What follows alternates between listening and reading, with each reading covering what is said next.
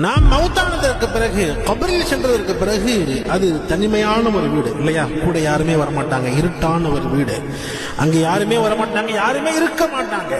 ஆனா ரசூல் ஸல்லல்லாஹு அலைஹி வஸல்லம் அவர்கள் சொன்னார்கள், அந்த இருட்டான அந்த வீட்டில் கபரில் உங்களுக்கு துணையாக ஒருத்தர் வர வேண்டும் என்று சொன்னால் நீங்கள் வாழும் பொழுது நல்ல அமல்கள் செய்து கொண்டு இருப்பதாக சொன்னாங்க.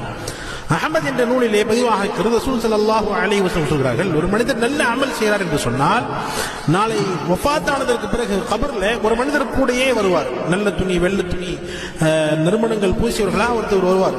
கபர்ல படுத்தக்கூடிய இந்த நபர் கேட்பார், நீங்க யார் என்பதான் கேட்கும் பொழுது அவர் சொல்வார், நான் ஃபயகூலு அன அமலுக ஸாலிஹ், நான் உன்னுடைய நல்ல அமல்கள் என்பதாக சொல்வார். நீங்க உலகத்தில் வாழும் பொழுது தொழுதீங்கல்ல, நீங்கள் ஜகாத் கொடுத்தீங்கல்ல, ஹஜ் செஞ்சீங்கல்ல, தான தர்மங்கள் செஞ்சீங்கல்ல, நீங்கள் நோன்பு வைத்தீர்கள் அல்லவா, அந்த நல்ல அமல் தான் நான் என்பதாக அந்த மனிதர் சொல்லுவார். அப்ப அந்த நன்மைகள் தான் கபரில் இருக்கக்கூடிய விஷஜந்துகளை விட்டு நம்மை பாதுகாக்கும்.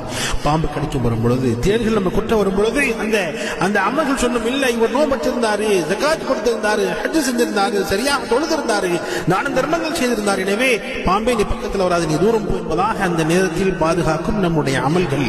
அமல்கள் இருந்தால் மட்டுமே கபரில் நாம் தப்பிக்க முடியும். அமல்கள் இருந்தால் மட்டுமே, நல்ல அமல்கள் செய்திருந்தால் மட்டுமே தான் நிச்சயமாக அல்லாஹ்வுடைய திருப்பொருத்தம் கிடைக்கும். இதே போன்று சொர்க்கத்தில் உயர்ந்தரமான சொர்க்கமான ஜன்னத்துல் ஃபிர்தௌஸ் கிடைக்கும் என்பதிலே எவ்விதமான சந்தேகமும் இல்லை.